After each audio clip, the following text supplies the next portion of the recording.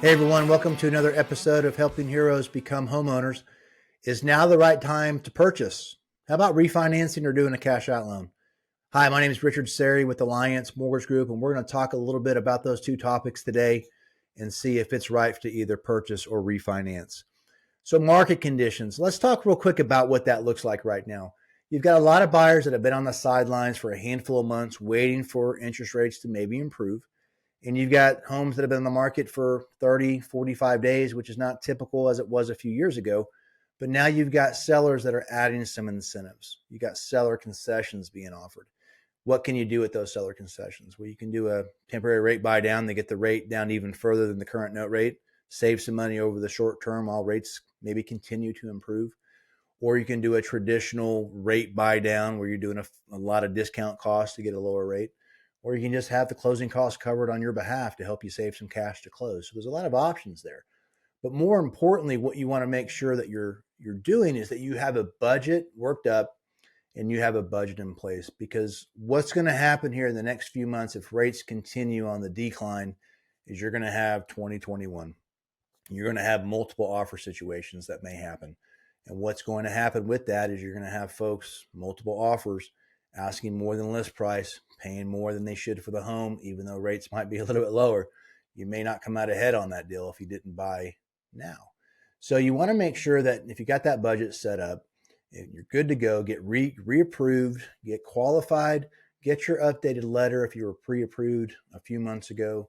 Programs have changed. There's down payment assistance programs that have been released here the last handful of months. So there's other opportunities out there to maybe get better terms.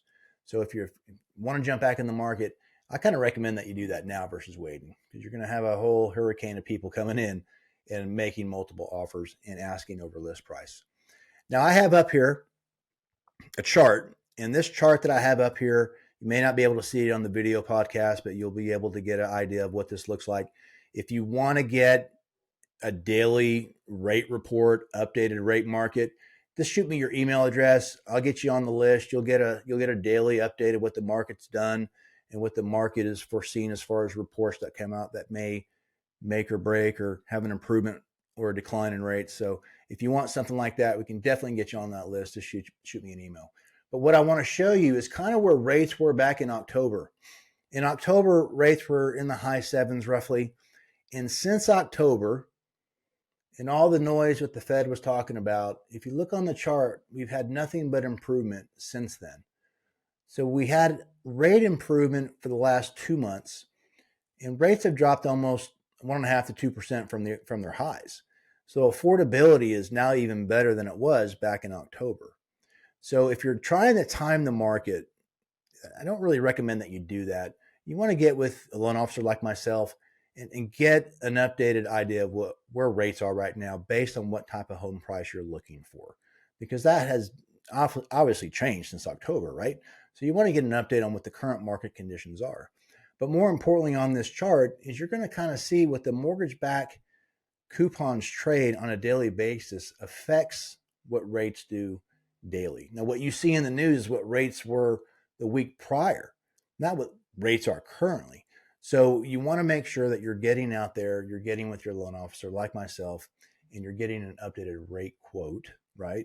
Getting reapproved, making sure you got that letter before you go out shopping. So again, you guys can get on this list to get the updates directly sent to yourself. You don't really get the lock advice per se, but you're going to get a lot of information that's going to give you a better idea of maybe where rates are heading in your opinion. Now, I want to talk again about the multiple offer situation if you're going to pay over and above the list price, because that is going to happen at some point. It's just, I really truly believe it's going to happen again, because you have low inventory, you're going to have a huge amount of buyers coming back in.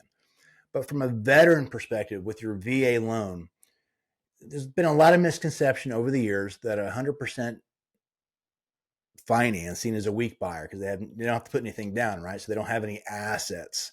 They have nothing down. They have no assets to cover an appraisal gap. But if your pre-approval letter has the assets verified and they have the funds to do the appraisal gap, can the veteran do that?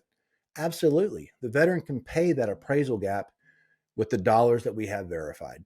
Who can't pay that appraisal gap, though, is the lender, the agent, with any credits, any seller concessions in addition to from the seller, and any gift funds. None of that can be paid on behalf of the buyer. It has to come directly from the veteran.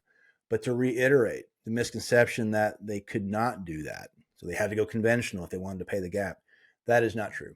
The veteran can pay the appraisal gap if they have the assets verified at the time of the pre-approval. Refinancing. Is refinancing something that should be done right now? I mean, rates were, they were pretty high last year, right? They were in the sevens for some. Most builders were given incentives, but some of those incentives were still at a pretty high rate. So what you want to take a look at is you might be surprised at where rates are now in conjunction to what you have currently. Is there a payment savings? Now, in a VA IRRRL, an interest rate reduction loan, there's a couple of things that the veteran has to make sure are in place for them to qualify for this loan. One, it's non-qualified. It's 6 months on-time payments and 210 days from your funding date, which is your seasoning. You have to be seasoned in that current loan for at least 210 days and 6 months payments on time. Now, the other benefit that the veteran has to have is at least at a minimum a 0.5% reduction in the interest rate. If there's no reduction in 0.5%, only a quarter or 3/8, you can't do that. It has to be at least a half. More importantly, any closing costs that are associated with the loan, your savings monthly has to recoup that in 36 months. If it's less than that, but you're getting the 0.5% reduction, the loan officer or myself is going to have to rearrange some closing costs or give an additional credit to get that recoup time at that 36-month mark. Now, on that, you want to make sure that you can also take a look at the term, because on a 30-year term and you've paid 1 year into it, do you really want to start over on a new 30-year term? You don't necessarily have to. You can do what's called a flex term, and you can pick up the number of years you have left and just amortize it out at 29 years, 28 years, or you can go back to a 30 if you really desire to. But you have that opportunity to do a flex term and not lose that year or 6 months that you've paid in to the mortgage.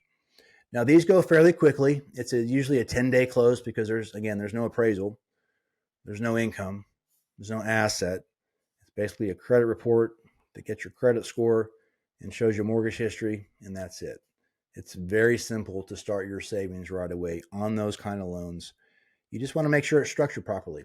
So what I mean by that is you could have a loan balance of $250, and instead of adding the closing cost of that $250, if it was right enough pricing wise, rate wise, we could do a lender credit possibly to cover your closing costs and not add anything to it or very little. But at the end of the day, we just got to make sure that you're saving whatever closing costs are incurred, that you have the 36 months worth of savings to recoup that. And what's good about that is if you structure it that way and rates continue to improve, you might be able to take a look at it again and do it the same way. Just take advantage. You obviously want to make sure that the payment savings is there and it makes sense and you're not incurring too many closing costs over and over and over again. But at the end of the day, if you're truly going to save money and just evaluate your situation, your loan officer should give you a really good indication of whether or not it makes sense or not. You want to get his expertise or her expertise on that and move forward on that refinance.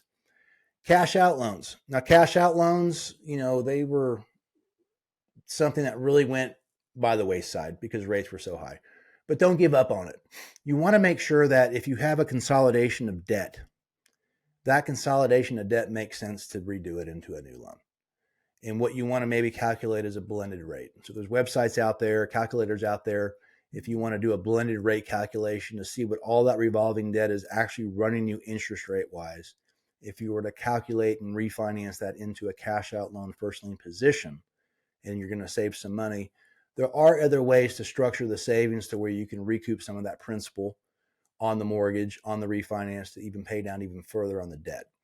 Now, if you do a home equity line of credit, you can do that too and keep that rate on the first, but you're going to incur another lien at a little bit higher interest rate.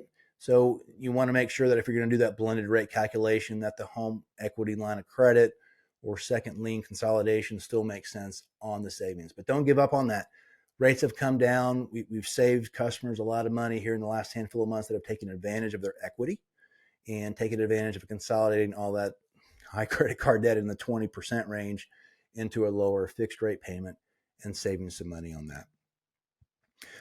So if you want to get into my podcast, please like and follow. We love doing this. We like getting the information out to you guys. My podcast is Helping Heroes Become Homeowners podcast.com.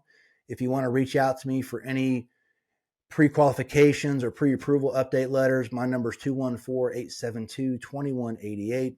Our website is www.alliancemtggroup.net. We'd love to hear from you. And also, if you want to subscribe to the rate alert, to send me your email information, your contact info, I'll get you on the list, and you can get your own updates as a consumer on what the market's doing. I appreciate your time, and we'll talk to you soon next week. If this episode has been beneficial, we'd love to hear from you. Please leave us a review on your favorite podcast platform. Also, for regular updates and tips, make sure to follow our social media channels, which you can find in the show notes.